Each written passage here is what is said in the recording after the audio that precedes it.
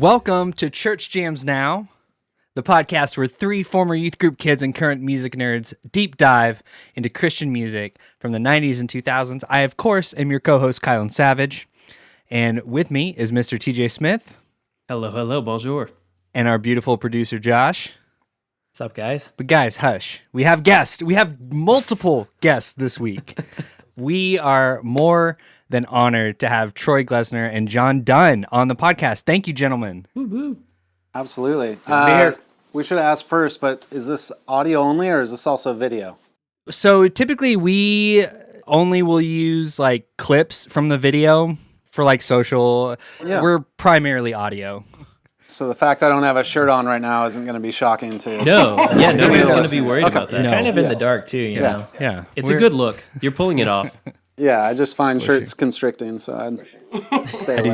I do too. I actually changed right before because I was wearing the same shirt I was wearing last time the three of us recorded, and I didn't want Josh and TJ to think I was that gross. When you came on, I thought it was John because I swear he has that same shirt. Yeah. Wait a minute. Got a bonus camera. So, okay. Hey, thank you guys so much for coming on the show. Do you want to tell our audience a little bit about who you are? Yeah, so I'm Troy Glessner, owner of Spectre Mastering. Been mastering for over 25 years now. I think I stopped counting at that point. Predominantly work in rock, everything from folk to the most obnoxious metal you can probably wrap your brain around, but still have worked on some hip hop, still done a lot of pop, and even recently been doing a couple of small indie films. I'm kind of having fun with the whole surround sound thing. Awesome. Oh, yeah. Good. Oh, wow, yeah. Whole, Cool dynamic. So yeah, I'm Jonathan Dunn. The reason why I'm here, I was at Tooth and Nail Records for, I think, 13 years. Started in the mailroom and eventually became director of A&R. And so, I don't know, released probably about 100 records. Probably about 100. That's wild, dude. Just little stuff, That's so cool. Little stuff you've probably heard of. Yeah, I forgot to research myself before coming on the podcast, but that was a good number of years ago. But, bands like Emery, Hawk Nelson, Haste the Day, Norma Jean, August Burns Red, No big deal. all the kind of that whole era. I don't know if you've all kind of done a deep dive on. How many of those bands have we covered, Josh? Almost all, right? Yeah. Pretty much all of those. If we haven't yet, we will. Yep. Yeah, and so if you haven't already, maybe it wouldn't be interesting to anybody. But there was like different eras of A&R guys or directors of A&R at Tooth and Nail, and so I kind of came on the heels of Chad Johnson. If you all ever talked about or interviewed Chad Johnson, so. We just did a ACB miniseries. Oh, I yeah. was doing like this little like bit where I would like read the credits at the end. Yeah. And so I read the credits in Hell or High Water, and then it's like in the credits, it's like A&R Chad Johnson at the beginning and John Dunn at the end. Yep, absolutely, It yeah. specifically mentions both of y'all. Yeah, so that was the era that, Chad and I overlap for a little bit, and so, we can dive into it if you want, but first band I signed to Tooth and Nail was Emery. So their first record, The Week's End, that was pretty much like my first foray, and Chad and I overlapped for a couple of years there, and then Chad left, and I had a decent roster of bands that I was doing A&R for at that point in time, and so kind of transitioned between the two of us, at least Tooth and Nail and Solid State wise. BEC was kind of separate run, right. A&R, things like that. I did do a handful of BEC bands, but You didn't have to A&R Jeremy Camp or anything? Man, I got a lot of Jeremy Camp stories for sure. Okay. But right. never a A&R Jeremy Camp, but hung out with Cutlass. him, hung out with Cutlass and Jeremy Camp a good bit. The first Cutlass record was recorded at my recording studio. Nice. Yeah, and then that was when I met Emery too. You remember they booked a day, and they were supposed to record something else, and they ended up spending the entire day recording interludes. And you were mad. That was That sounds. John was like, "How'd it go?" And I'm like, "We recorded stuff. Like, what'd you do?" I think that was on the question record, and they wanted like That makes sense. an interlude, like a 2-minute just like musical oddity, not in between every single song, which I don't know. like all those like interstitial tracks on the question. Yeah, they wanted like they that. wanted like 20 of those, Yep. and I was like, no, that's not going to happen. But we can save those stories. That's for, like the for later. most, like that's, as a musician, that is like the most relatable thing to me, of like going down that rabbit hole and just being like, well, this is what I'm doing like all day. This is my focus all day today. Yeah, and then I think on that record too, track 3, which is generally where you put a pretty strong song. Yep. They had like a 1.5-minute ambient interlude there, and Bold choice. they though. they weren't listening to John at that point, and I basically just took over. I was like, dudes, you're not doing this. Like we are going to save you from yourself. Yeah, Troy and I Spinal had Tap shit is like Yeah. Jazz Odyssey. Yeah. Troy and I had a great relationship where, the artist didn't necessarily know that we hung out 6 days a week, building cars and motorcycles. Yep. And like, I'd be in the room as Troy was mastering the records. And so, Troy's not a tooth nail employee. So, at the time they'd be like, well, he's just a mastering guy and Yeah. he's got an outside perspective. And I Yeah. go, hey, No Troy, skin in the game. make sure you tell this artist Yep. that these are terrible ideas, Yep. because I keep telling them they won't listen They're to me. not listening, but If you can tell them Yeah, as they a wouldn't. third party, so we avoided a lot of mistakes, such as like a 90-minute interlude tracks on the question. That's like super but- fascinating to me. Like the concept of having to, like your role sort of being for a while, like reining in an artist, right? Like what a daunting task. But I feel like you get good at it. Like, I guess that's a statement that I'm trying to turn into a question. Yeah. Do you Right. get good at it? To quote Mad Men, that's what the money's for. Yeah. right? You get paid to save an artist from themselves half the time. really, and when people ask me what production is, like that's at the top of the list. Is like our job is to save an artist from themselves. That's fascinating because I feel like it's got to be a balance, right, between saving them from themselves and also like creating the most refined and ideal version of what they do. Well, and it's also you don't want to like impose your ideas. We're here as a catalyst, Sure. Right. to make sure whatever art, whatever vision comes across. But sometimes in the studio, people lose their way. It's so easy to Yeah. get lost Yeah. in the studio. Totally. Yeah. And that's when it's like, okay, this isn't me. I got to save them from themselves here. Like this is a bad idea. That's so funny. So I just wanted to really quick before we get like super nitty gritty for any of our listeners, because there there's probably going to be a couple listeners that have zero idea of what mastering is and what A&R is. So could you guys give just like a your Elevator pitch. how do you explain it to a layman what you guys do? Should we explain our own roles, or should we explain each other's roles? Oh, that'd be fun. Let's do that. Yeah. I like that. Okay, And why then don't you why can don't we do correct. that, and then we'll go back and have an opportunity to correct one another. That's perfect. I love that. So when I explain mastering to somebody, I usually use the analogy of building a house. And so, you have like your foundation work, which is very important. You're in foundation work, that's like songwriting, crafting, the music that's going to go on there. That's the foundation. The producer is like the framer of the house. And so they're coming in and, framing walls and doing plumbing and doing all your roughing. Then your mixer is basically the person that's doing siding and drywall and like, all these kind of more functional pieces. That's so good. And I don't think I've ever talked to Troy about this, so I'm curious to see if he's going to tell me I'm an idiot. But Totally wrong.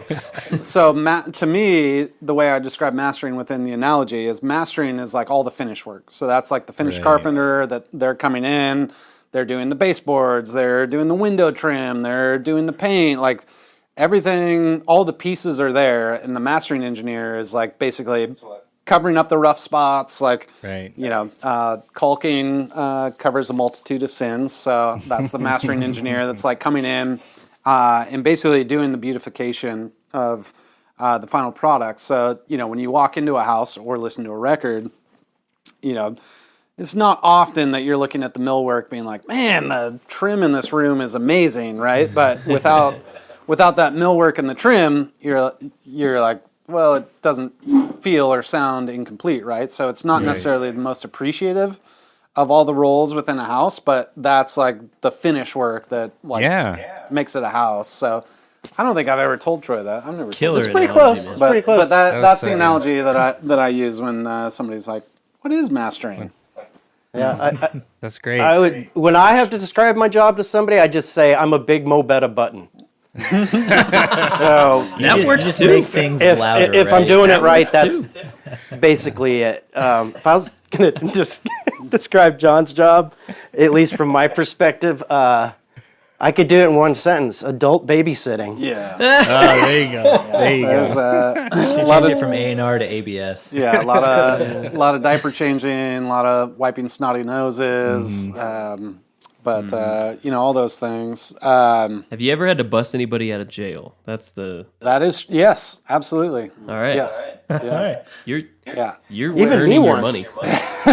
Even I've gotten. Well, I didn't get Troy out of jail, but I was riding my skateboard to pick Troy up out of jail once. Yep. But I don't know if this is the appropriate place for that story. But I'm trying to think how far removed I am from Tooth and Nail, if I can tell all these stories. But maybe I'll leave the artist name out. Sure. Leave hints. So there was a band that I was working with. In the intro, I didn't mention, I also, I've been in the band Demon Hunter, if you all are familiar with Demon Hunter. Oh, yes. Yes. Thank you for mentioning that. Yeah, I've been in Demon Hunter as the bass A player. little band someone's probably heard of. Yeah, since, the origins. Don't believe Wikipedia that I joined in like 2003 or something like that. I don't know how to change Wikipedia, and I don't care. I was looking it up because it looked like you're on the Summer of Darkness, like in the booklet, right? Were you? Is that your first record? Yeah, and we can spend time on the Okay. Demon Hunter stuff. Cool. But so somebody that really wants to nerd out, which one of you was all the researcher? Who was the researcher? TJ? Josh. It was all Josh. Oh, Josh. So if you really want to nerd out, you could research this if you wanted to. But there was a band that we signed to Solid State. They were putting out their first record. Demon Hunter was taking them on tour. And it was like a week before going on tour. And the band's manager, which was really just like a friend of theirs from their hometown that knew nothing about band management, called and was, they said, the singer is in jail right now. And we need bail money to get him out to go on the tour to support this record. Bailed that guy out of jail so he could come on tour and support record and all that good stuff. So Hopefully make some money. What year was their debut record in? if I give that, that's gonna be Don't do it. that's gonna be pretty Down darn there, close. Some of these Yeah. people are still my clients. Yeah, All right, that's fair. Okay. yeah. So, great story, though. I've bailed artists out of jail and kept a lot of artists out The of thing jail. is between Josh being a research guy and me loving puzzles, like you just basically gave us our whole weekend. This is some homework for them. Yeah. I think one of my favorite Demon Hunter things because the first shirt. You want to tell the story about the picture on the first shirt? Who the dude in the mask that was? preceded the band, or So let's not make this a Demon Hunter focused podcast, but It is tooth and nail oriented. it is though, tooth and nail because- oriented. So the first photo shoot actually happened before the band was even formed, and so it was just like a goofball idea. Right. And so the first photo shoot, there wasn't band members, so it was just random people from the Tooth and Nail office to look like a metal band. So when you look at the photo, most surprisingly, Brandon Ebel, owner of Tooth and Nail Records, is in the photos with a wig on. So he's there. Ryan Clark's there. Don Clark's there. Ebel had a Well, so here's the one, which normally I would avoid saying this, but somebody brought it up, and I didn't listen to it, but somebody brought it up in an interview, and he admitted to it, so I'll go ahead and bring it up. So now it's fair game. The person with the bandana covering half their face is a guy named Josh Tillman, also known as Father John Misty, who was an intern at Tooth and Nail at the time, and he played drums on 2 of the ballads on the first record. Oh, wow. I thought This Jesse is played blowing drums my on mind. all those records. So Jesse played, I think the first record has 11 songs. Jesse played 9 of the 11. I didn't know there was I did not know that. Father John Misty played drums on the 2 ballad tracks from Next show I'm the going original to, I'm going to ask him to play those songs. Just Yeah. the drum parts. Just yeah. the drums. Just Yeah, I think one is Can the you play My Gauntlet. Throat is an Open Grave, please? Yeah. So yeah, Father John Misty was the original drummer. Well, Jesse, but played drums on the original That's record. wild. 2 of the That's Y'all songs. heard So- it here, folks. So he's in the photo shoot with the bandana over his face. Amazing.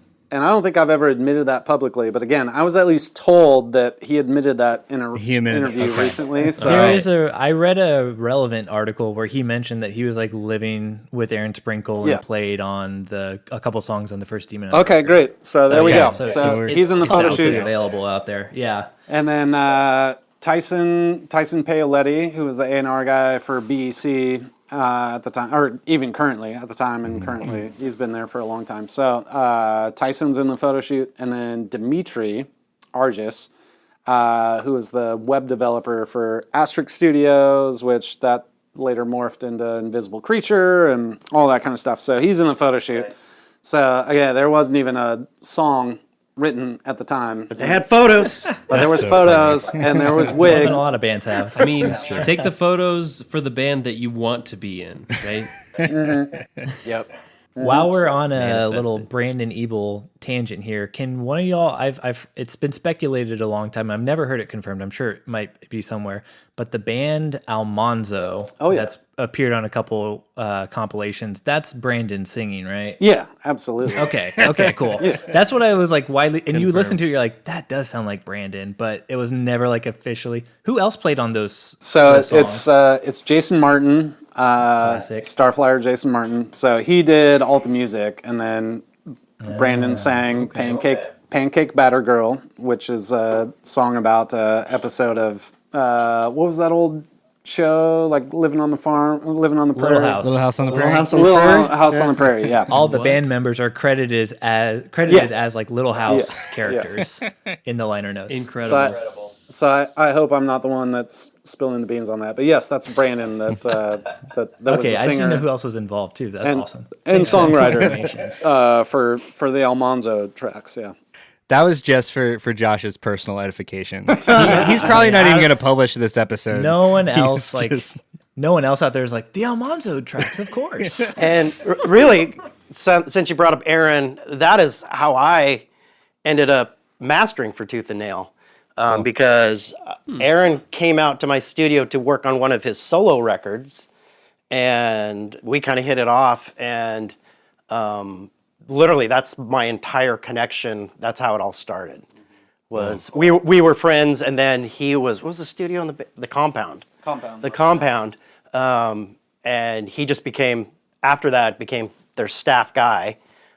Producing records, and he was like, I want my buddy Troy to master all this stuff. So that is, I can literally trace that all back to Aaron. Right. That's so And cool. so, following that path to how Troy and I met each other, so I was working in the mailroom at the time. So we were in Magnolia neighborhood of Seattle. This is like, what, 2001, 2002, somewhere in there?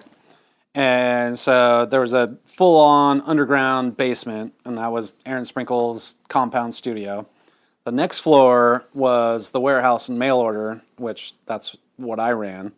And that's also where Asterisk Studios, which is Don Clark, Dimitri, Greg Lutzi, who went on to found ViscoCam. He was an intern and ended up working there. And then the top floor was actual, marketing and publicists and radio and Brandon's office and all the real employees. The non-vampires. Yeah, exactly. And so I never went up there. So Jim Worthen, who was and is the CFO, which Jim is like the ultimate studier. So if Jim sees a podcast with our names on it, Jim's going to listen to this. Yep. So I'm going to give a shout out to Jim. If you're listening, I've wanted to ask you on. So, Jim, please come on the show. I would love to talk to you.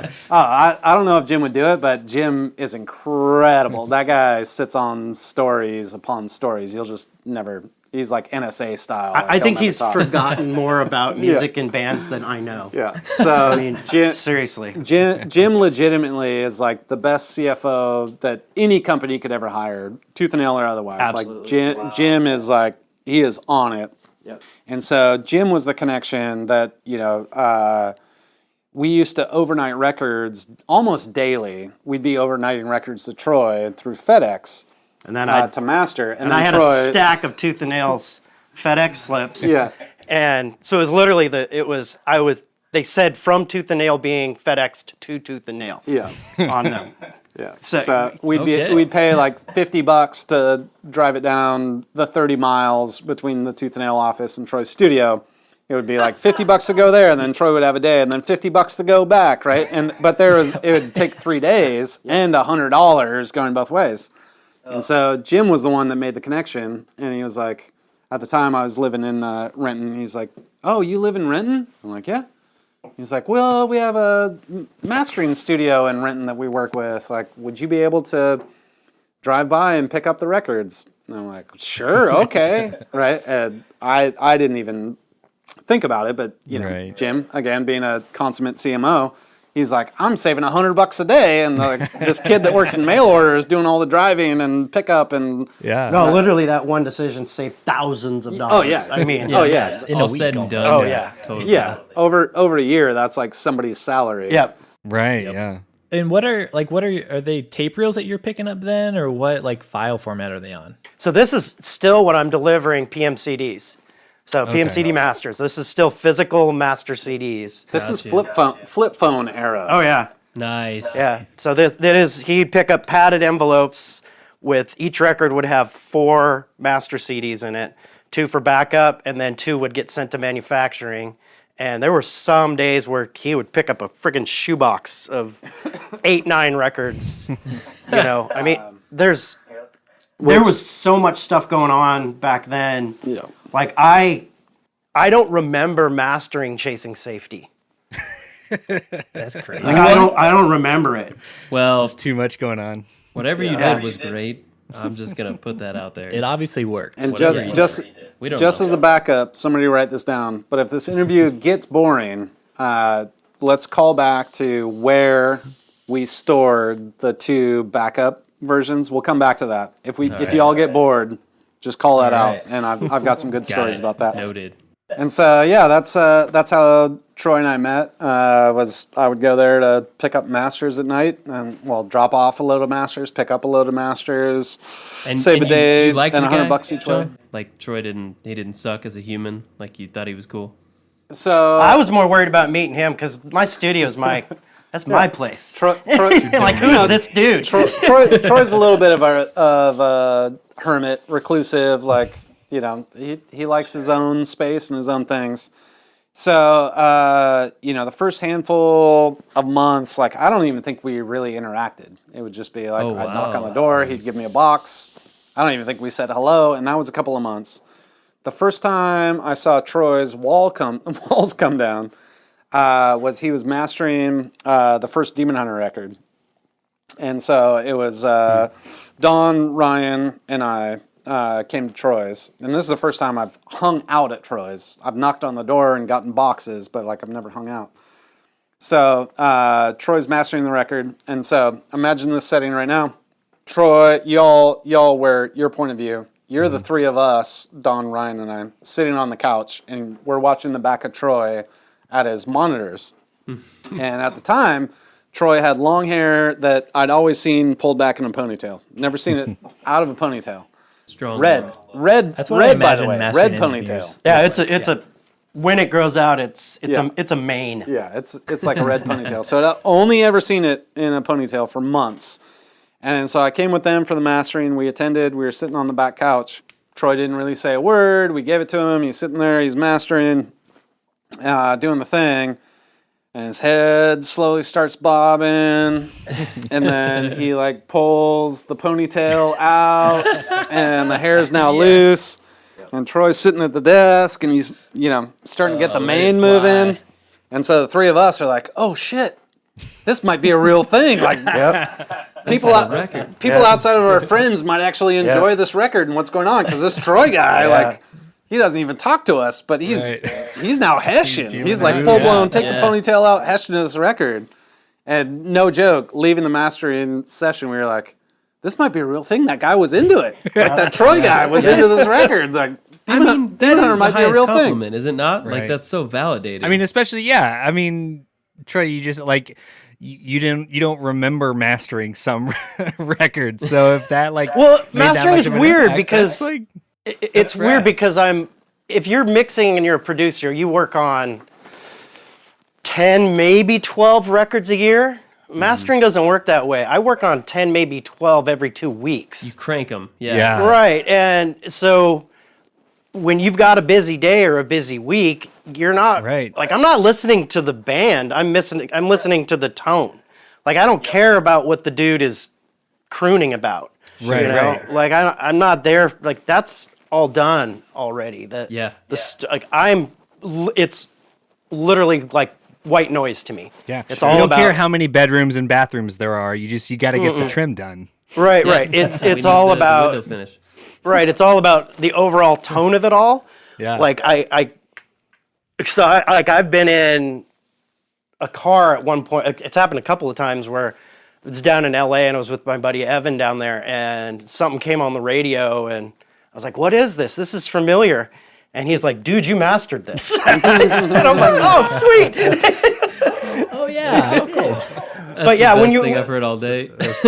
when you have that many things come across your desk, like I become like the worst name dropper ever, because like the name it doesn't even register to me, because I'm just there for sound.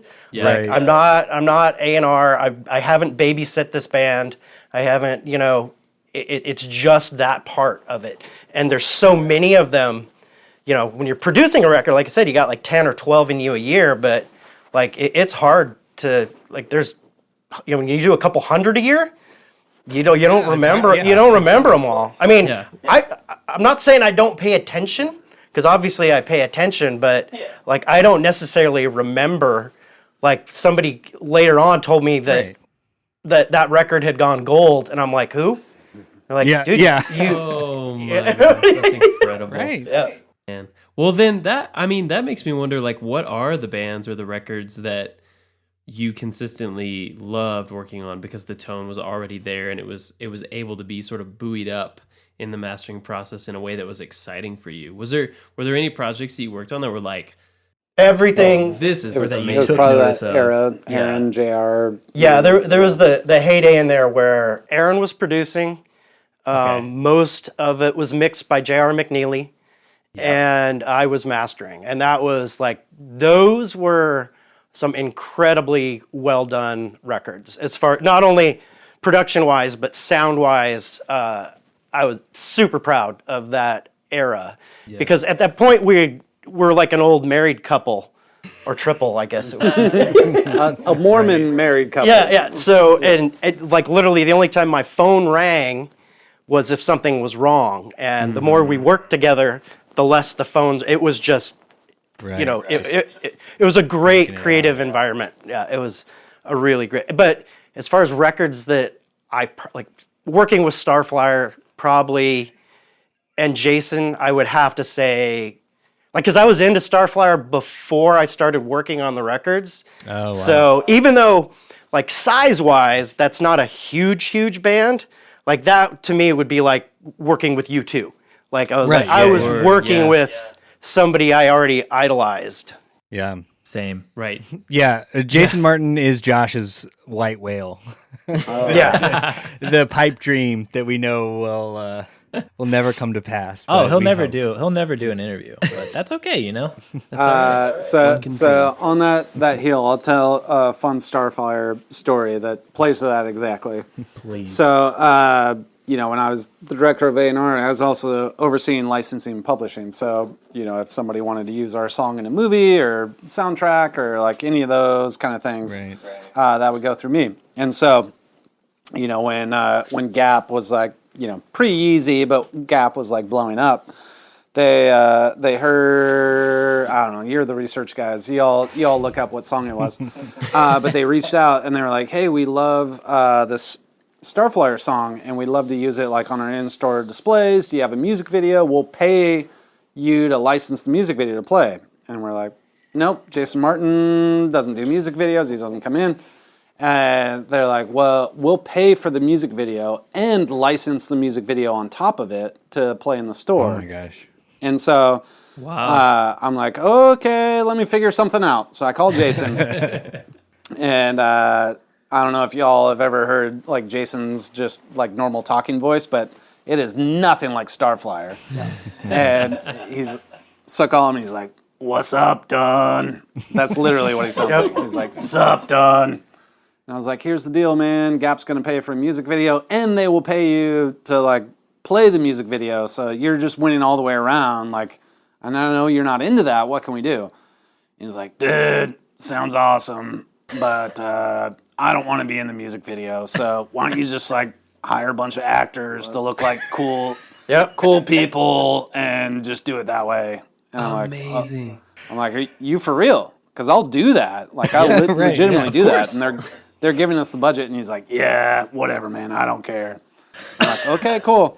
So legitimately hired a production company, hired a DP, hired actors to play all the members of Starflyer. So Jason Martin, who's like, 50 at that point in time, is... He just turned 50.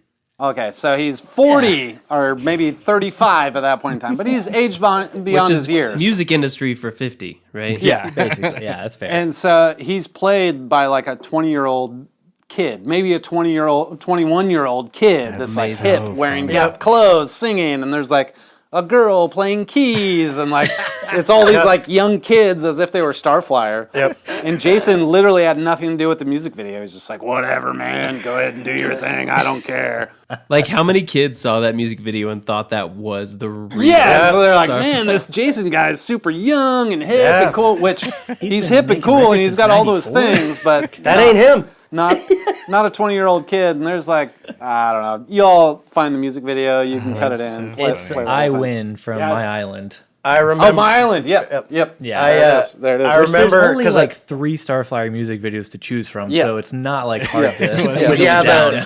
Yeah, So Jason's only shout one out of to them. Gap for paying for that music video and all the actors to That's play great. to Okay, play that's Starflyer. awesome backstory. Yeah. Yeah, I remember because John's at the office and we would communicate all day long over AOL Instant Messenger. Oh yeah. And Old folk over here. that was when it was a thing, dude. No, it was the thing. but Yeah. Nobody uses And that. I'm pretty sure that's depreciated at this point in time. John messages me and he says, Yeah, right.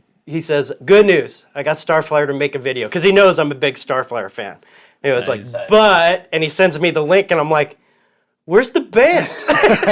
Where's Jason? Where's Jason? Who are all these kids? Who is this? So whatever. There's a good Starflyer story for you. And if No, anyone that's ever awesome. watched that music video and was like, why is there a bunch of kids in there? And the answer is Gap. Gap clothing is the answer. Yeah, clothing. Anytime you want to come back and just tell Starflyer stories, like I'm here for it. It can be just you and me, man. Josh wants to just spin this podcast off into just a Starflyer podcast. Yeah, Me I mean, and I, like I 12 got other people I got are plenty of into like it. off the record Starflyer, so I got to make sure you don't hit record. But I got off the record. Jason Yeah, I Martin don't think Josh stories. even wants to start a podcast. I think he probably just wants to Yeah. buy you a beer He'll be and just hear Starflyer stories. just like send me an email like every other week or something like that. Like Yeah, one of my favorite things about working with Jason was on about half the records we worked on, he didn't have an idea for a sequence at all, and he just let me do it. Oh, really. And like he was like, put it together how you hear it. And sometimes he'd come back with like, nah, just swap these 2 songs. But he gave me a lot of freedom in that way. Yeah. Was that exciting Wow. for you to get to sequence an album for someone else? Yeah, and it happens more often than you think, especially Really? if I get, again, our job is to save an artist from themselves. If I get a record in and I'm like, these songs are great, but they're completely in the wrong order. Yes. And so I'll send them the master with their sequence, and then I'll also sequence it my way. And I'm like, hey, I did this. Check this out. And about half the time they'll go with what I did, because they just didn't hear it that way. Yeah, You know? Right. Awesome.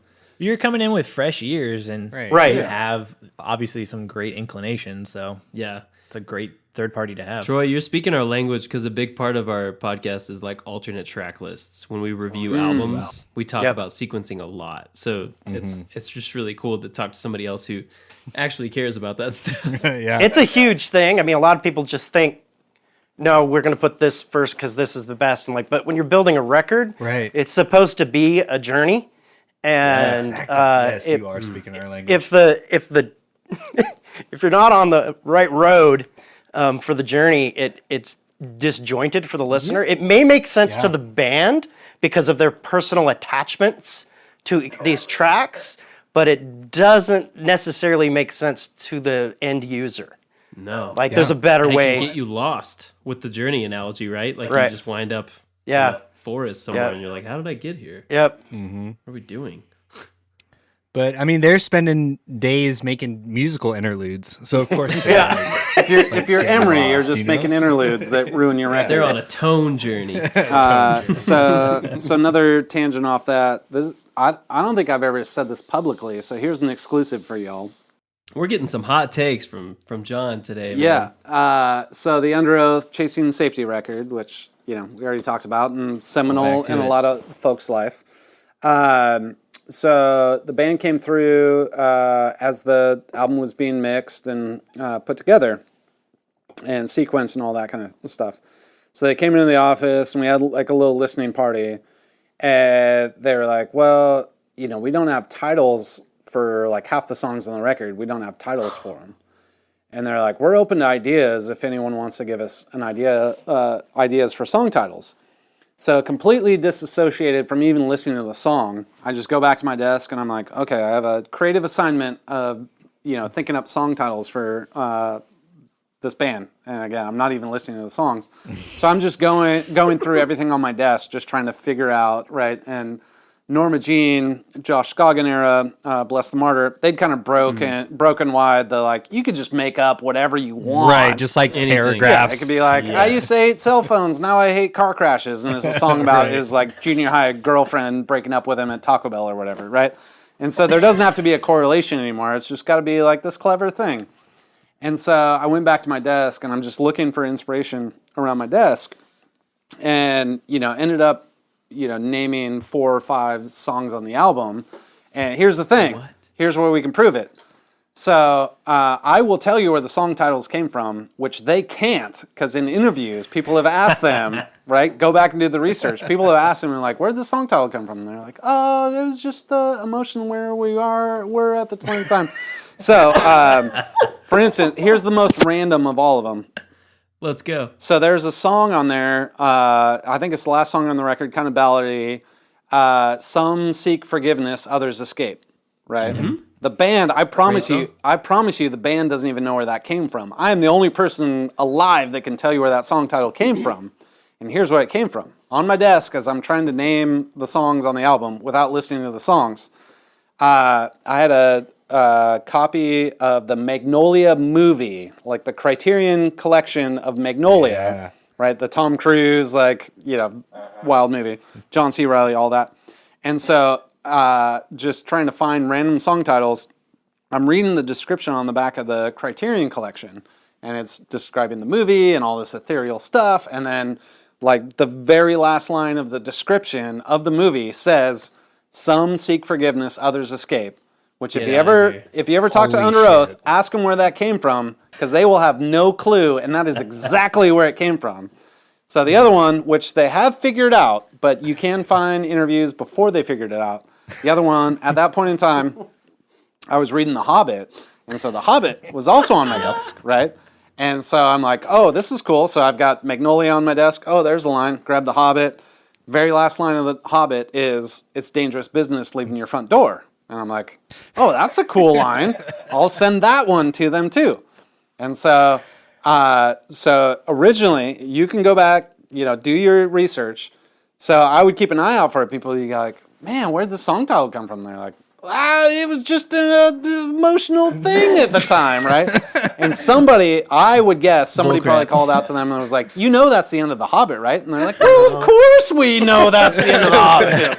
So the next interview... Totally. Aaron, you knew that, right? Yeah. So the next interview, when somebody's like, so where'd that come from? Oh, last line of The Hobbit. But there's an era where they Sam didn't says it know. to Frodo. They're about to step out of the Shire totally. for the first time. Yeah. That's So, incredible. there's like 4 songs on the record that were literally just things scattered across my desk because I'm just trying to find like random titles for songs that I don't know what I'm naming. I think It's Dangerous Business was called the 80s song before. Like, that was our working title, I guess, until you manufactured one for him. Yeah, there was a period of time there where I swear bands were intentionally trying to make my life difficult because the working titles factor, they were named some of the stupidest things, and so I'm constantly having to do this math of like, this is the working title, this is what it actually is. And then I remember Anberlin one time, literally, they just changed, the songs were the same, but they moved the titles around. Oh my gosh. And I'm like, so it became Why? what? I'm like, you're trying to kill me. Yes. Like, you're like, I'm like, no, it's in the wrong order Specifically now. to just like mess with you. Yeah, I felt like some of the working titles were so long they literally didn't fit on the screen. Like, it just kept going. And so I know I was kind of dogging Underoath on that, but that was actually a fairly normal occurrence between like naming an album, naming songs, doing track listings for an album, all that kind of stuff. That was like pretty darn common. Well, that and John, Underoath one's like, you were the A&R person at this time? Like, this was in an A&R capacity. Mm-hmm. This is not a producer. This is not like a consultant. You're just like... Yeah. And so I guess... Adult babysitting. Adult babysitting, right. Which part of that is naming. Creative input, yeah. Yeah, and so I guess I never retorted... Well, I wouldn't retort, but Troy's like adult babysitting. 100%, that's true. But, as an A&R guy, the first time I ever heard that term, which I would imagine at least my generation, our generation, a little bit older, the first time I recall even hearing that was in the Tom Petty song, Free Fallin', and he says the A&R man doesn't hear a single, and I'm like, A&R man? What's that mean? What does that mean, right? And I'm like, who's this guy that's like ruining this guy's dream of free falling? I'm like crushing the dude.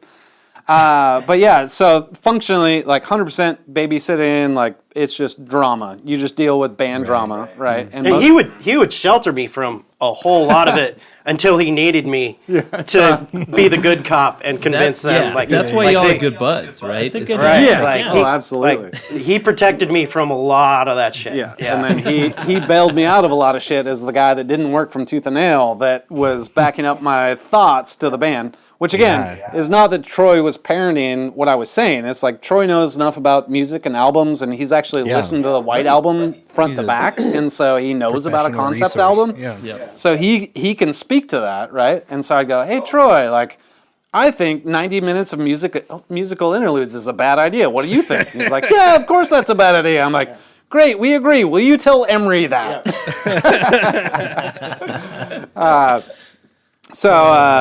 But yeah, functionally, like the A&R guy is like day-to-day, obviously, communications with the band, managers. I'll talk shit on managers for hours. We'll do a whole like 10-hour episode on managers. But handling that dialogue, but... Contracts, licensing, but a lot of paperwork. Basically overseeing day-to-day, like all facets of a band. So between like, who's the producer that we hire? Who's the mixing engineer?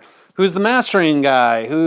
Person? What is the album art? What is the song titles? What is the track listing? Like every facet. Who are we going on tour with? Like what relationships do I have to try to leverage you onto a tour?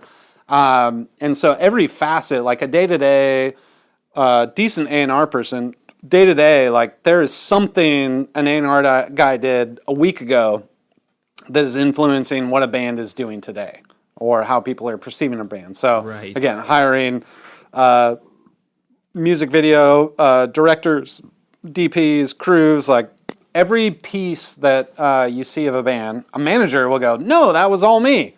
And the label guy's like, come on, dude. Yeah. Like, get out of here. Yeah, the R in A&R, the repertoire, is a vast, John,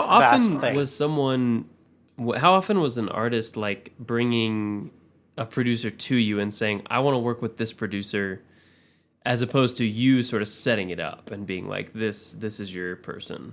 I would say 80-20. 80% of the time, it would be me selling a band a producer. 80% of the time, I'd be selling a producer to a band. 20% of the time, the band would be like, nope. Knows a guy. This is the producer, this is the person, right. And it's like, this is my friend, and he's up and coming. And then my role is to be like, no. Yes. He is not up, and he is not coming. No, so he's we're not neither. using this person, but let me point you into the direction. But my friend Stumpy has like a Tascam. He can totally produce our record. Yeah, exactly. And you could tell those records when they come in, because a lot of times you'll end up with like 8 different dudes mixing. The band was never, and it's just so difficult to find cohesion in that. That hurts.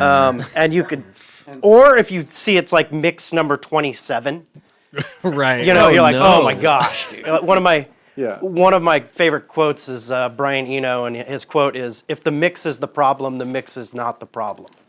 And basically, if it's recorded well, if it's a well-performed song, the song mixes itself. Like if you're overly focused on, well, this would have been a hit if the mix was better, you're wrong. No. Yeah, That's that not real. fix it in post mentality kind of stuff.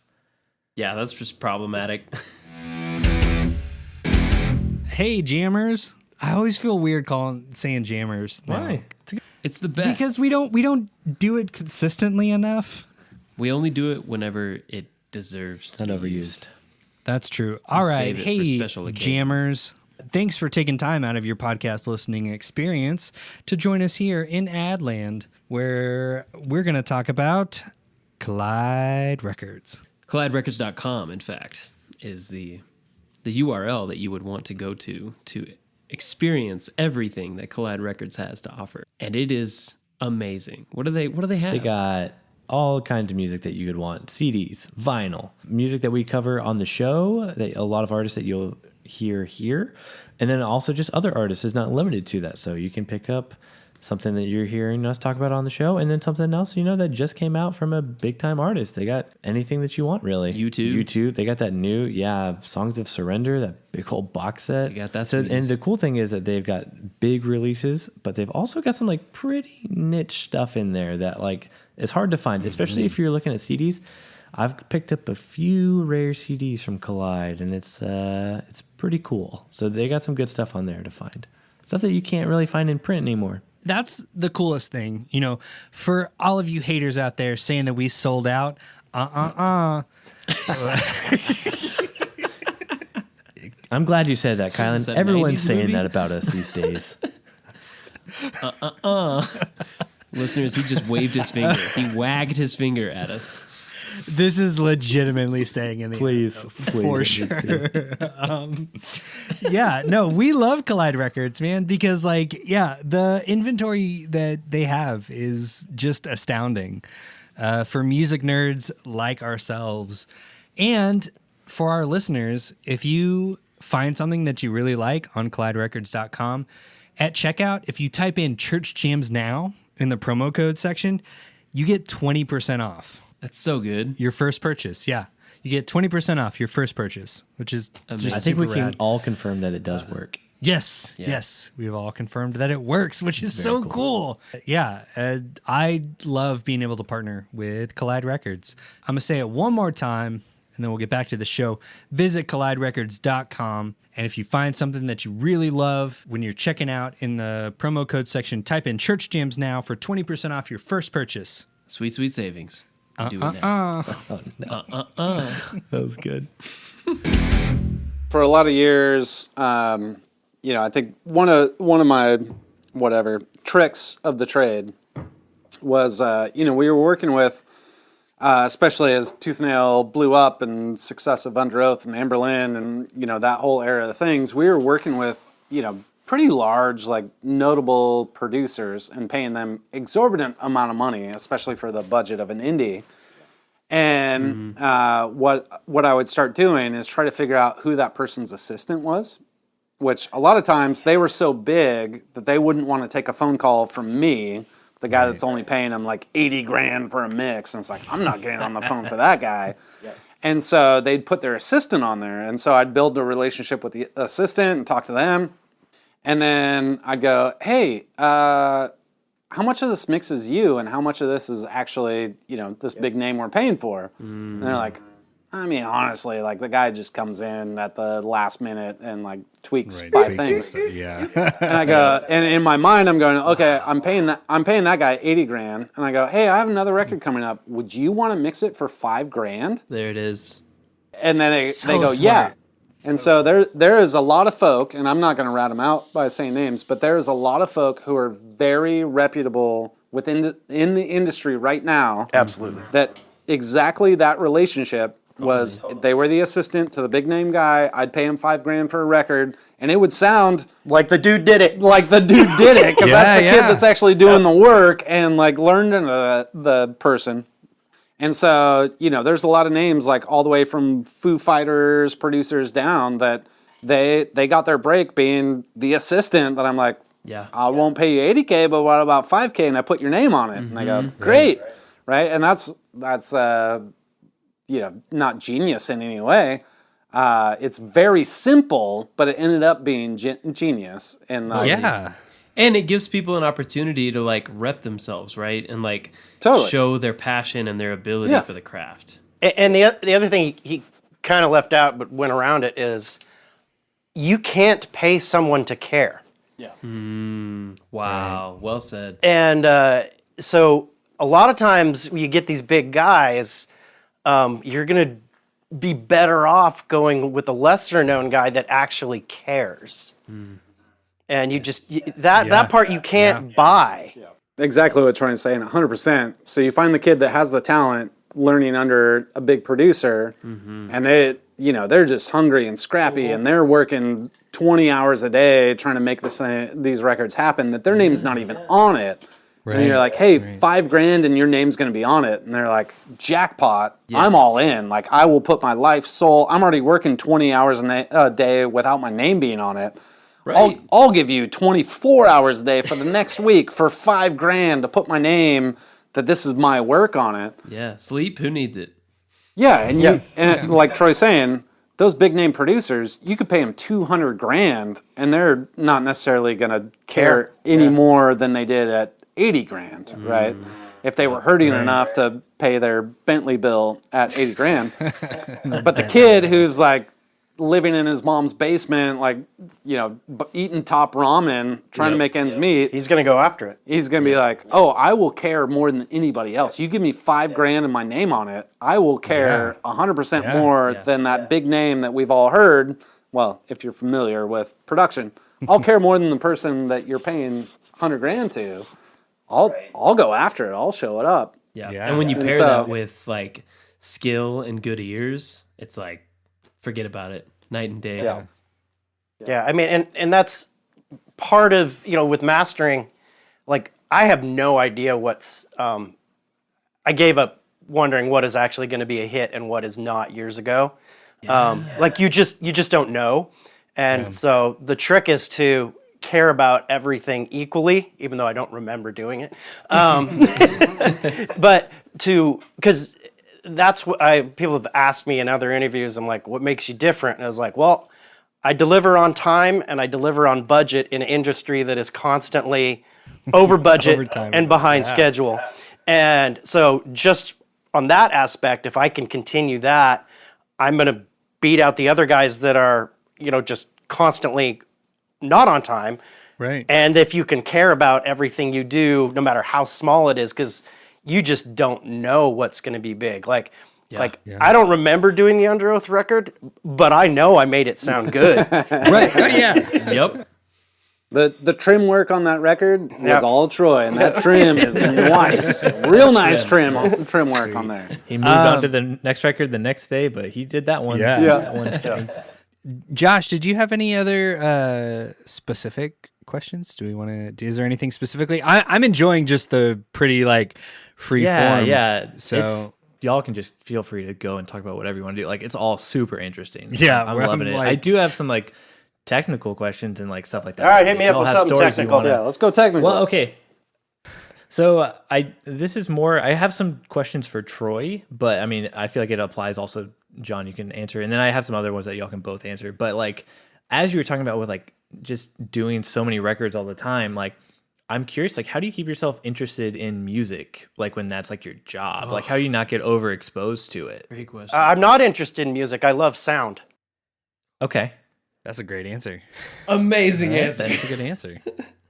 Like, so the reason I do enjoy music, but I love sound, period. So like, I love the physics of it. I love that, I'm going to be off a little bit in math, but I love that like a 20 hertz wave is 25 feet long, Right. in a room. So like all my mastering rooms have been pretty large sized, because of just the physics of it, like I would rather have a big room and let sound escape rather than have a small room, try to diffuse everything till you're blue in the face and try to compensate for these things. So my studios have always been where I can let low end out. Like I don't want it in there with me. I want it to hit me and then leave the room. Disperse. Yeah. So like my rooms are different than most places. Like I don't care about isolation. Like I want it to hit me and then leave. That's wild. I love that. Yeah, that's very really cool. cool. Yeah, which to that, as the non-mastering person in the room, a lot of folk are like, oh, there's already a built-in mastering plugin into Ableton. I'm just going to use this thing, right? The misnomer that mastering is software. Right, totally. And it's like, oh, I'll just put this preset on it and like I'll run it through that. Which Guilty. I'll admit, Demon Hunter has been in fault of that in our last handful of records. Is like it's somebody with the software that's like I clicked the 3 buttons and like automated the whole thing. Right? Yeah, it's loud. Right. It's loud. yeah, it's mastered. It's mastered. It's louder. Sound better. Which I'll give some background on that. So y'all could, again, you're the research folk. You can research this. But, Troy mastered probably the first like 5 DH records. And where it went wrong, I will accept a good bit of fault for it. It's not just me. Are we gonna be friends after this? I mean, you're aware of this. We talked about this as it was going down. Yeah. But here's where it went wrong. And again, I'll take the blame. Are you gonna still be in the band after this? I mean, Jeremiah's gonna Trash hate me. Jeremiah around. Jeremiah mastered a couple of records clicking the. Troy free- is free just buttons. trying his hardest to just salvage this relationship, and John is just barreling 80 miles an hour towards Banshees of Inisherin oblivion. right now. So there was an era. Troy could probably give you the years, but there was an era where it was dubbed the mastering wars or the audio or the volume wars, and it was all about loudness like wars, who can make their record sound the loudest. Right. And so just the overall like dBs were just being pushed to a ridiculous level. And you could find out pretty easy just looking at all music and figure out what the next record Troy's name wasn't on was the one that Blown out. well, say the whole band was like, this needs to be louder than everyone else's record. And I'm like, sounds great, louder than everything else. Like, that's AC/DC, man. Let's do that, right? So needs Troy dynamics? did an original master of it, which at this day and time probably would have been perfect. But then go back and like, hey, so me and the band, I'm not going to sell everyone else out. Me and the band, we want it to be louder than all the other things. And Troy's like, bad idea, but if you want it, I'll do it. I'm like, yeah, that's what we want. And he does it. Weird flex, but okay. Right. And then we played it in the car, and like our car speakers all sound like they're blown out. And Troy's like, I told you so. right? And the band's like, this sounds like garbage. We need to find somebody else to master it, right? And Lost my gig because I did what they said. yeah, and then right, totally, and Troy. that 100% Demon Hunter, my fault. But we're not the only band. That was that whole era of mastering. Right. It was just It was a mindset. It was just a volume competition of like who can push it the loudest, which ruins everything, right? So it's like who can put trim work with nails deep enough that it punches all the way through our siding, and then you go, my house is leaking. It's full of water. What did the mastering guy do? And it's like, You wrecked my trim. yeah, it's like you told me to use 9-inch nails. No musical connection there. Wait, did Trent Reznor come in and do that? Yeah, Like- Trent Reznor's like, use 9-inch Reznor's nails. my carpenter. He had a nail gun. And then he's pissed off that the house is leaking, right? Which 100% that's Demon Hunter and Troy's story. That's where like that whole thing went sideways. And we're not the only band. Like there was that whole era that that whole mentality was ruining all the work that the foundation, the framing, all the other things. And then the mastering engineer, you're like, no, use the biggest nails possible. Right. And Troy's like, So- you're the client. I'll tell you, like, you're going to have water leaks if the nails punch all the way through the wall. Or if we're continuing the house metaphor, this is like the era when everyone covered all those beautiful mid-century hardwood floors with linoleum. Oh, 100%. Yeah. Yeah, really Or shag ugly, carpeting. This is gonna last forever. orange, shag maybe. carpeting. Yeah. You know what people aren't into? 100-year-old oak floors. Let's put some like just vinyl over the top of this Fluorescent thing. And it's yellow. gonna look. Yeah. Armstrong tile. Yeah, do it. Do And it up. ain't nobody gonna miss those hardwood floors under there. So I'm wondering, like, what changed? Like, when did we get to a point in that era where people were like, oh, actually, dynamics matter, and maybe we don't want to like blow speakers out? At some point, like I just kind of stopped playing the game, which did cost me some work. Sure. I basically would tell people, I am going to make it as loud as I can without blowing up the mix, but I'm not going farther than that. And that door doesn't open anymore. that door doesn't open, dude. Sorry, I'm trying to take a bathroom break and listen at the same time, but that door doesn't open. I'll be right back. You need Troy to work on that trim for you, man. Make sure you keep your lapel on for that. So I basically got to the point where, like, I will push it as far as I'm comfortable without blowing up the mix. Like, Right. it has to be big, punchy, and fun, and it has to make somebody want to grab the volume knob and turn it up. Not Take their ponytail out. not grab the volume knob and turn it down, because the tone of it is literally just yelling at you. And so eventually I just stopped playing that game. Like, if you want someone else to, blow up your mix, I'm not the guy. Yeah. Do you remember like a rough like timeline on that? Like, were you like 2010? I wanna say I'm done. I want to say it was really bad, 2005, 6, 7, and it's somewhere towards the end of that decade. I was just like, I am out. I am not playing this game. And then, what really I think solved a lot of it was the physical format of the CD becoming less prevalent. Yes. And it just going to streaming Right. as because everybody's getting leveled out. You know what I mean? Yes, Everybody's the equalizer. running their algorithm to, Fleetwood Mac mastered in 1970 is just as loud as some Rick Rubin blown out recording. Right. Like, hey, it doesn't matter anymore. So. Those Chili Peppers albums, man. And so, like, sometimes, like, you do use volume because it will actually add aggression to the tone of the record. Right. But you still don't want to blow up the mix. Like, it's not like I don't like what a brick wall limiter does. I do to a certain point. And then you reach that point where the mix is literally falling apart. And and I just got to that, like, I won't do it, like I can't anymore. Because again, I actually got into it because I care about sound. Yeah. Right. And I love that there's a universal truth in there, because that's also something that a lot of great live performers will utilize to their benefit, right? They'll draw the listener in. Say it's a dive bar, say nobody knows who's playing, and they're struggling to like get a connection with the audience, and they draw them in by singing a little quiet. Yeah. Yeah. And pausing a little bit. And we got to a point where literally bands sounded better live than some of their studio records because they were so blown up. Right. I mean, and that, like, it's supposed to be opposite. Yep. Right. Like, you're exactly. supposed to sound better on record than you are your front of house mix. Mm-hmm. Yeah, that's fascinating. That's not always the case. No. When that's the mentality, right? When we're trying Yeah. to just blow things.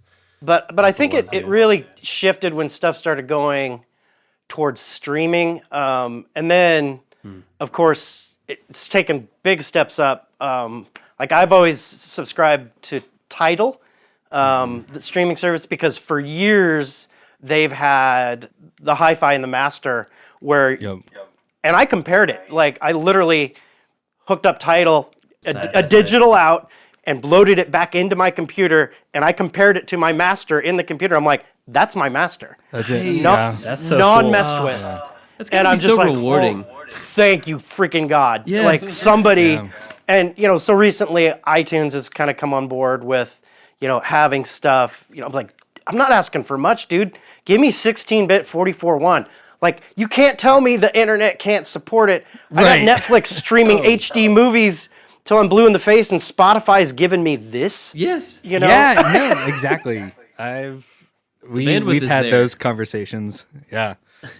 Do you think it is like overall and within the industry, are the loudness wars like over? Are they like coming to a close overall? Like, is everyone No, kind of realizing? yeah, I think it's loud pretty. Like, isn't more good. I Okay. haven't been asked to do it in quite some time, unless the band intentionally uses it as an effect, like on a track. Sure. Like that's literally part of the band's sound, is sounding a little bit blown up. And if that is the case and it's a creative thing, I'll push it, but then I'll turn the overall volume down a bit. So you get that kind of overly aggressive blown up tone, but it's not way over the top actually on the meters. Yeah. Right. I think about a band like Sleigh Bells. Like, that's kind of their whole thing. Like, Yeah. It's just like blow out everything. distortion. Yeah. Yeah. And if that's their thing and you're going for it, like that's literally part of your band's sound. For sure. I got no problem with that, because That's that's a creative choice, right? Yeah, that's a creative choice. I mean, it's just like a distortion knob on an amp. Like if that's the tone you're looking for and that's part of your band's thing, that's not what I'm talking about. Like Right. I got no issue with that. So, John, I'd wonder, like, how do you sort of jump into that space whenever you're seeing a band try to go that direction? How do you kind of try to like navigate them away from, like, have there been any times where you had to step in and be like, look, I know you think you want this, but you don't, after learning your own lessons? Yeah, and so learning that lesson through the DH record, which that was probably maybe the triptych, probably. Yep. Y'all could research it and figure it out. Yep. But I think it was probably the triptych that happened on, right? And that's right. That was like kind of peak Volume Wars time, and so a lot of bands in their masters were like, "Oh, this needs to be louder." And I could reply to them and go, hey, I made that same mistake. Like, let me tell you about the same mistake that I made, right? And so I had firsthand experience going, this was a huge mistake, and I personally made this mistake, or championed it. And don't do this. It's going to sound like garbage when you play it on, if you have $10,000 speakers in your house that can handle that, like, it'll be louder than everything else, if that's what... But most people are driving a 2003 Kia Sedona. Yeah, totally. And it's like, when you put that in your car, you will be disappointed in what's happening right now, right? And so I personally made that mistake, which, not just with the mastering, but, that was, a value in, doing A&R as well as being in a band on the label, is I got to make a lot of mistakes or sit in the passenger seat for a lot of mistakes for, one of the larger bands on Solid State and be like, okay, I will tell you our folly in this whole thing, and like you can learn from our mistakes. And those hard-earned lessons, like when they're personal, I feel like they drive home a little harder for people when you share them. Yeah, they see it in your eyes, right? They're like, "Oh, this guy knows." This guy knows not to master louder than everybody else. You learn that mistake. And I think the other thing is, it dates records. It does. Like it literally, for sure. you know what I mean? And like our job is kind of to make things that are supposedly timeless. We're making a little piece of history every day. That's one of the coolest things. Like small records, big records, every day I'm making something that is going to be a permanent part of history, which is a really, really cool thing about the job. But if you go back and listen to some of those records from that era, it's like it dates them, and not in a good way. Man, so Right. cool. Yep. For sure. The last question I had, I guess, for being like real specific is like, do you use like reference music, and like what are some of like your favorite records, either to reference or just like you're like, this is like the pinnacle of like sonic quality? No. No. All right, cool. So when I'm setting up a room, so I just built this room about a year and a half ago. I will put on some of my favorite records when I'm getting the room set up. I will pull up some of my older masters that I know sound good in lots of places. But when I go into a new project, unless the artist has specifically asked me to reference something, I don't go into it that way. And if I do use the reference that the artist has asked, I will do it after I've done my master. Oh, nice. So I don't have that. workflow. I don't have that in my head because it really messes with you. One of the hardest things to learn as an engineer is when not to turn a knob. Yes. Yeah. Discretion. That restraint. Like there's just so many tools. Like records are made slower now. We have all this technology and records are made slower now than they ever used to be made because you have so many tools and so many options. Like it's actually slowed us down. Yeah. Paralysis by analysis. Yep. Yeah. I believe it. I like that perspective. crazy. So, on the reference thing, fun story popped to mind. Again, I'm not gonna say the band name. Not that I have any ties. You to them. keep doing this. You're this does like it rhyme story with? tease. Yeah. So I'll give you the breadcrumbs to find it. Perfect. Sure. There's an artist name, which we haven't said a whole lot of artist names. We've only said like 5, and I'll give you a hint. It's not Starflyer, and it's not Underoath. So there's like 3 other band names that we've said. Anberlin. It rhymes with And it's not Anberlin. I'll give you that hint as well. But it was during the height of the Aaron, JR, Troy, like trifecta of the records. And so it was this artist's first record. And JR was mixing it at the compound. And so, he's at that point in time, we had like, at least at that point in time, I have no idea what it costs now, but at that point in time, we had like an $800,000 mixing console. There's SSL in there at that point. Yeah. G+, Yeah. So we had like an $800,000 mixing console. We had JR, which is one of the best mixers. Aaron produced the record. JR is mixing it. The band's in town. Send them away for a few days. JR spends like a few days on like the first mix, just trying to get everything balanced, right? And JR, his talent is unprecedented, right? And so he gets the first mix done. Again, think of like a Martin Scorsese level person, like spending all this time on like a 2-minute edit, and they're like putting their heart and soul into it. Brings the band in, and it's like, okay, I want to listen to it. And so we're playing it back, over 20 grand worth of speakers at that point in time, which is probably 40 grand worth of speakers. So this is as good as it is ever gonna sound. And so in the room playing it back. Is this the Jimmy Eat World story? No. Okay. And it's like, oh. Okay, well, I want that next. Right. So it's like, so the mix is just amazing. And so we listen to the song, JR, he knows he's good. Like, he's not cocky, but like he knows what he can do. Dude is smooth. Yeah. So gets through the song, hits the space bar, spins around, and he's like, "What do y'all think? Ready for the praise and applause?" Which I'm in the back like, "Yeah!" Yep. And the artist, being their first record, the singer goes, "At what point in time does this start sounding professional?" How do you? No. What?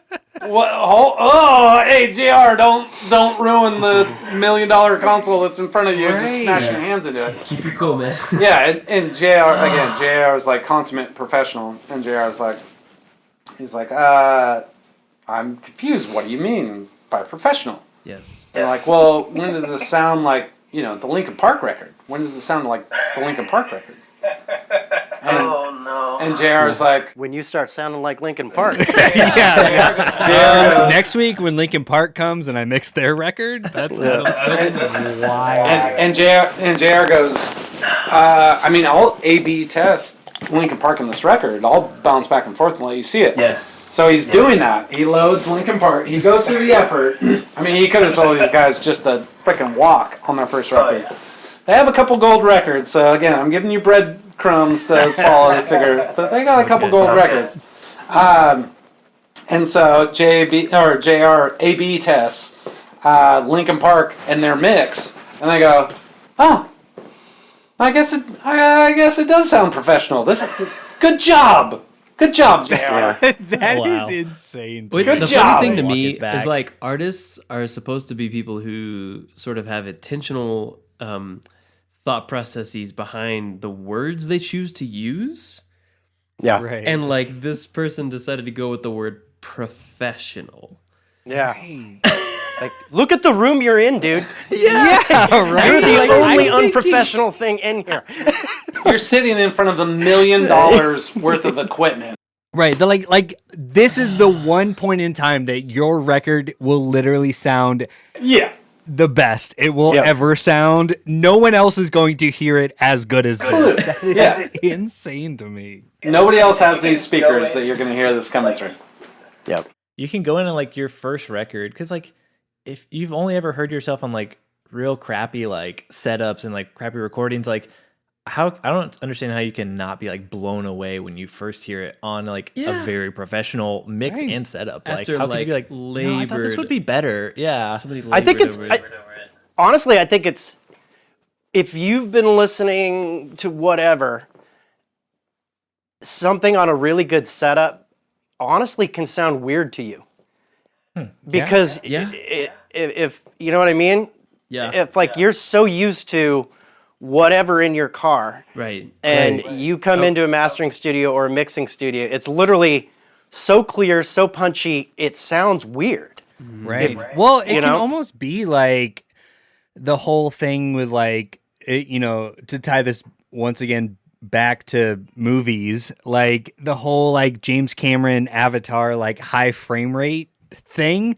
It could be like when you're seeing that, it can feel a little jarring because Yeah. if you're just used to like watching VHS tapes, Yeah. you're like, oh wait, what is this? Feels weird. This doesn't feel right. But in reality, it's like a lot of work went behind this, and it's Yeah, like really fucking good. Yeah, this is too real. I'm uncomfortable. Yeah, exactly. And so I think that happens, especially with a lot of newer bands, especially That their makes first time sense. in a studio, where their brain is just not adjusted to listening to anything in that sort of fashion. And they're Yeah. not pausing to like recontextualize the way it should No. be sounding in that room with that setup and with all the work that's gone into it. Rabbit trail off that, when I was at Tooth and Nail, I used to have a really cool audio setup at my desk that playing from my laptop, I'd have a little A to C, or I think it was A to D, switcher. Oh, you're good. I'm just checking. And so my A was a pair of like M88, studio speakers, not super high end, but like nice studio speakers, Rockets. That was my A, so I'd start there and go, what does it kind of sound like in the studio? That's great. And then my B setting was a pair of like Sony 8-inch like home stereo, and then I'd listen to it on that. And then my C setting. This is gonna date me, but I went to Radio Shack and bought like 8x10 car speakers that were like $20. That were in like the foam box. Right? Oh yeah. In the or not carpeted, not foam, but the carpeted foam box, and that was my 3 speakers. So I'd go, great. What does it sound like? Close to what's in the studio. What's it going to sound like in somebody's home? What does it sound like in the car? And that car was really the determining factor of being like, this is where. And again, this is before most of us listening to it on Beats headphones, which just like crank all the bass and like throw the whole balance off on the whole thing. It's a whole other podcast. Right, but so we don't have to go down that rabbit trail. But I'd work my way down. And I'd get to the car speakers, which again at that era that was predominantly where we do our music listening. And be like, great, it sounds good in the studio. It sounds good in your home stereo, but rocking Radio Shack 8x10s for $20 for a pair, like that doesn't cut the mustard, right? Like we got to pull this back or push this up, or like how do we tweak it within that? And kind of putting yourself in the setting of like the average consumer that's going to be listening to this record. How are like, most people? How are they? How are most people going to be consuming this? Totally. Yeah. That is so rad. Okay. The genius setup, yeah.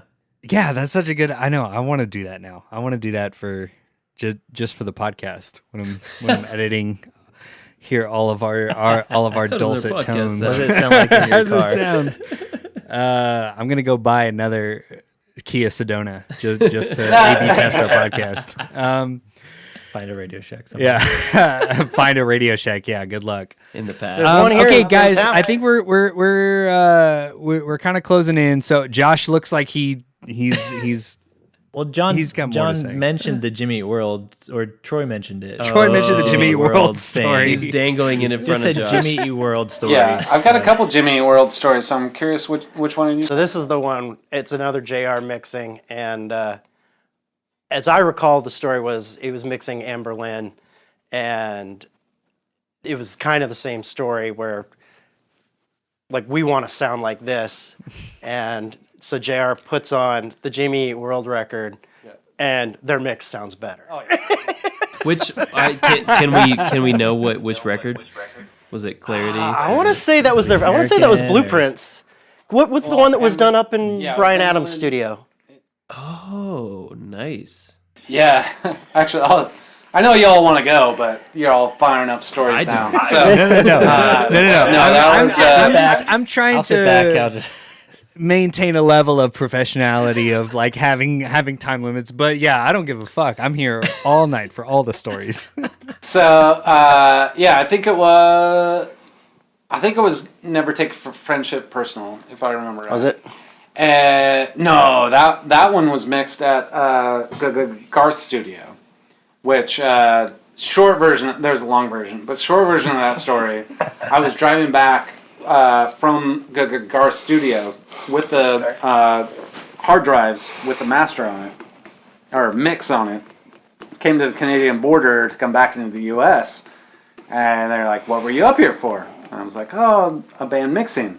And they're like, "Do you have copies of mixes in the car?" And I'm like, "Well, yeah, of course. Like, that's what I was up here for." That's what we're doing. And they're like, "Please pull over, sir." And again, I'm telling the short story, so I'll skip all the details. But basically, they confiscated the master or the mix to prove that we had paid taxes to have it mixed in Canada. And it turned into this whole thing, and I just spent hours at the border. Again, that was when Jim Worthen came in to bail me out, and CFO extraordinaire right now. Thanks, Jim, for listening, and thanks for all your support throughout the years. So then the second one, so that was I think that was Blueprints. That was at Garth Studio that we're mixing. So then Friendship, I think, was next. So that one Is that the Bryan Adams one? didn't. I swear it was. It was Nickelback. So didn't learn our lesson about mixing. Even better. First record in Canada. So the second record, there's a studio in Canada called Emery, And so we were mixing the Anberlin record up there. So I was with the band, hanging out for the mixes, doing the whole thing. And Nickelback happened to be there working on the record at the time. I don't know what record. I'm not so I can't be the discography. They were recording a record at the time. And so, we were hanging out outside and things like that. So Chad Kroger, the singer, that's the only name I know, and like the guitar player came out one of the early days, and we're, BSing outside and talking about records, and we're like, hey, you should come in and, give it a listen, right? We're right across the hall from you. Like, come on over and listen to our mix and see what you think. And they're like, yeah, totally.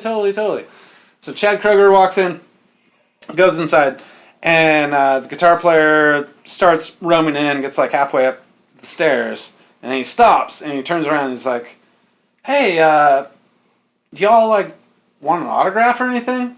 Like, can I hook you up? Y'all seem pretty cool. You want an autograph or anything? We're like, no, dog. We're cool. So I'm good. But we were up there for like another 7 days, and after that interaction, it was just like completely awkward. They never came over to listen to the mixes. It was like we didn't talk to each other by the pool table or like the hallway or any of that kind of stuff. That's so funny. That's so funny. So Your supply is fine. I'm just not high on it. Yeah.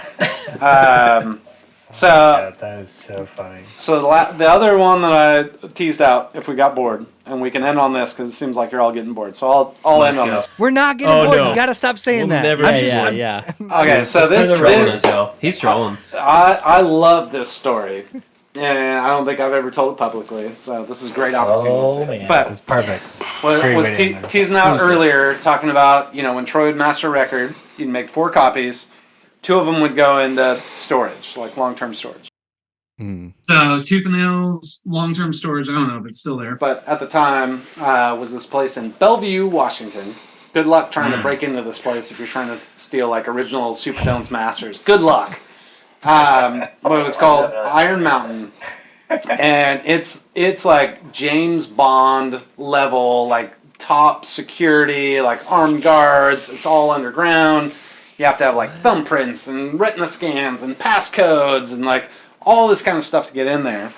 And so I would go in there fairly regularly to like pull these old masters from way back in the day because some film and TV, like Fox wanted it for Family Guy. And I had to like go find the original master, make stem mixes out of it, send it to Troy to master it, like whole thing. Crazy. So I was there enough that I made friends with like the security folks. So after you got through security, which would take you 30 minutes, there was an armed guard that had like an MP5 automatic, sub rifle that would escort you. You couldn't walk around freely. It was like a guard, and there's elevators, and so. The elevators would not say what level you were on, and it was all controlled by the front desk, so there was no buttons to push, you didn't know how far down you were going, all these things. I'm telling you, it was James Bond level shit. This is insane. And so again, I don't know how far we went down, but we went down a ways. And then, so the Tooth and Nail lockers were like at the end of this long hallway, and we were all the way at the very end. And then next to us was the Sub Pop lockers, and so all of our masters would be stored in there, and they would only turn the lights on. It was all like controlled, which now this isn't that fancy, but at this point in time this is like height of technology, that only your pathway would be lit and your like room that you walked into, so you couldn't really see anything else. So there's this guy with like an automatic machine gun standing with me, watching me for 30 minutes as I'm like, where is Supertones Masters at and all of this disorganized stuff, right? So we made friends. So he was the one that was like, oh, Sub Pop is next door. And, they come every once in a while, but not as often as y'all. So anyways, striking the relationship with him, then learn, so it was us, Sub Pop, and then Kurt Cobain had already passed away at this point in time, so rest in peace. But it was Courtney Love's storage locker in Iron Mountain in Bellevue. Wow. And so, at one point in time, he, shined his flashlight. He's got a big old Meg light. And he's like, yeah, this is like all Nirvana stuff in here, right? And being a 80s, grew up in the 90s kid in Seattle, I'm like, oh, tell me more. So he's got his Meg light, because, again, the auto lights don't come on. And he's like, yeah, here's all the stuff. And you can see flight cases, says Nirvana on it, like, wardrobe racks, like all this stuff. And there was a couple of paintings in there. Do you remember this? I've told you this before, but it's probably been a while. But there was like some paintings that were just haphazardly like stacked up, and he's like, yeah, and there's some Kurt Cobain paintings. I'm like, whoa, this is wild, right? Like my youthful days are like blown away that I'm on the other side of this chain link wall. Right. So anyways, leave, come back a couple weeks later, and digging through, looking for that same Supertones master, trying to figure out where it's at. Strike Back this time. I'm trying to find Supertones Strike Back. And so it's the same security guard, and he's like, hey. He's like, I got a fun story for you. Sucker for good story. I'm like, yes, please. As I'm looking through all these masters, tell me what you got. And he goes, so last week, like in between last time you were here, he said the lockers across the way from you is overflow for the Seattle Police Department. They bring the evidence here that they can't store in their facility anymore. They bring it over here. What? He's like, so This place. the police were here. Iron Mountain, look it up. Bellevue, it's right across 405 from the Bellevue Mall. I think that's public I knowledge. was going to say, this is not what I expect when you're like, I'm an A&R guy, and you're like, this is what you're part of your job. Yeah. And so he's like, Seattle Police Department, they have like 3 lockers across from you and Sub Pop and Nirvana. That's all Seattle Police Department. I'm like, okay, cool. Crazy. He's like, so they were down here and they were looking at evidence. And they asked us to turn all the lights off because they wanted to like black light, look at some evidence and see, DNA and whatever. None of my business what they were looking for, but they wanted to black light on some things.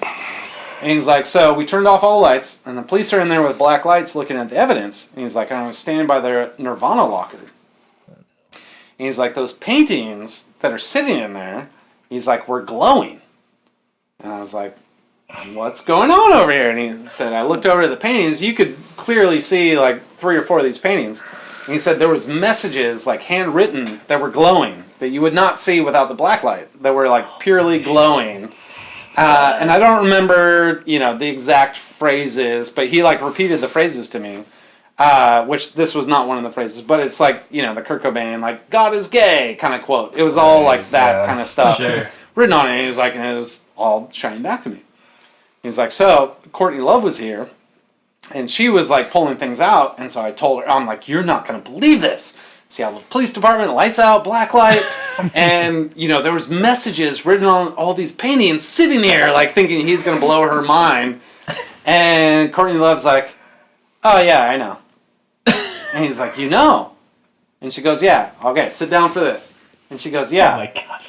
Kurt's standard method for finishing a painting was to use his own semen to write a message on the painting, which was glowing under the black lights, and she was not surprised by what happened. God. So I think we dropped the mic there and then the whole conversation. But I mean, we have. There's no way to just like top that. There's no way to go into like, okay, so like let's talk about DBs and like spatial EQ. Yeah, what the fuck? Strategy. Like there's that is the end all be all of maybe podcasts. We're done. Wow. We broke That- the podcast net. That was such a wild story. I love that it was like so... 3 stories within stories. Like, Yes. there were Oh, I 3 know. different narrators. I was like, seeing this movie in my head of just like of this like heist, and then it goes into all the. Oh, that was amazing. That was so good. Kurt Cobain. So Kurt Cobain. Courtney Love. I don't even know what to do after that. I guess like. Do you want to tell people where they can find you online? We'll wrap it up. so, No. here's where we'll end it, because this is Troy's interview, and y'all called Troy, and I just happened to be out here, and he dragged me along. But here's the plug I'm going to give for Troy, and this is for Demon Hunter and all the other bands. Okay. That, again, like mastering has become this like, it's a preloaded software and I click the 3 buttons and like I do the whole thing, right? And that is predominantly what bands do these days. or maybe not predominantly. Like if you're a legit band, you're not doing that. You're actually paying for mastering. But like indie bands, it's like, I just click the 3 buttons and I go for it, right? You've already heard Troy talk about methodology and how he builds a room and the size of the room and the math of like what it takes for lower dBs to actually dissipate and bounce back and like all those kind of things that, so many folk just click the buttons and be like, I just saved $1,000 clicking these 3 buttons, right? But in the long scheme of things, like you're losing, 20 to 25% of the audio quality, that finish work, right? It's kind of like, I've hired professionals to build my whole house, going back to the original analogy.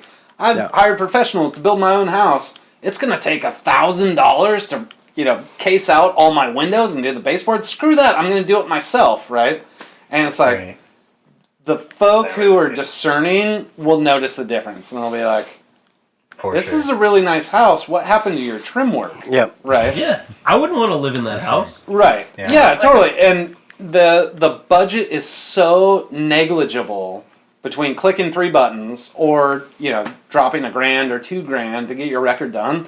In the grand scheme of things, if your brand's worth a shit, $2,000 is not going to be that big in like the legacy of what the music you're creating and the art you're putting out there. And even if you don't recoup that on selling it, when you show your kids 20 years from now when they're old enough to appreciate music, like have it sound good, have some good trim work going on.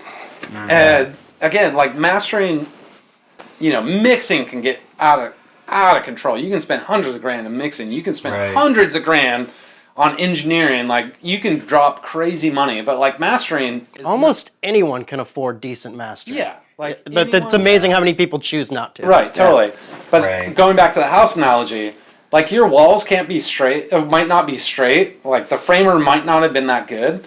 But if you have a good finished carpenter who's like, matching the lines on the floor, so be like, the floor is not level, but at least my eye line, like I can scribe this whole thing. So when I put in the baseboard, like you won't even notice there's a 2-foot hump in the floor, right? Yeah, there's a Flush, as far as I can tell. Yeah, as far as your eye is like, until you walk across it and you're like, oh, holy there's a saying that I've heard that trim forgives a multitude of sin. Well, I would say caulking forgives a multitude of sins when it comes to trim. Yep. There it is. But so that's my plug for Troy. Or not just Troy, but just mastering in general. Is that Mastering in general, everyone making your own records? Like, sure, audio is cheap these days. Plugins are cheap. Mics are cheap. Whatever. You can get disposable all the things, but spend $1,000 to actually get a legit trim work to come in and like level the whole thing out. And at the point in time you're going $1,000 or these 3 buttons. It's like it's easier to pay the 3 buttons. Yeah, but long term, that's 100%. It's called mastering. It's not called amateuring. Yeah. Come on. I'm gonna regret that. Put that on the business No, you're card. not. Put that on the business I card. love that. That's And my that- new favorite thing. Again, That's that's everything. like the misnomer is mastering isn't software. It is a multi-step creative process. Right. I love that. I love that. Absolutely. Sweet. So I think we're gonna wrap it up there. Once again, Troy and John, thank you guys so much for coming on the show. This has is been awesome. Amazing. freaking amazing. This has been the best way I could think of to spend a Friday night. So yeah, Thank you for spending it with us. yes, Yeah. we so greatly appreciate it. So for the listeners, everyone out there, this is the end of the show. May all your favorite bands stay together, and peace out, Monfrères. Peace out. Bye. Thanks, y'all.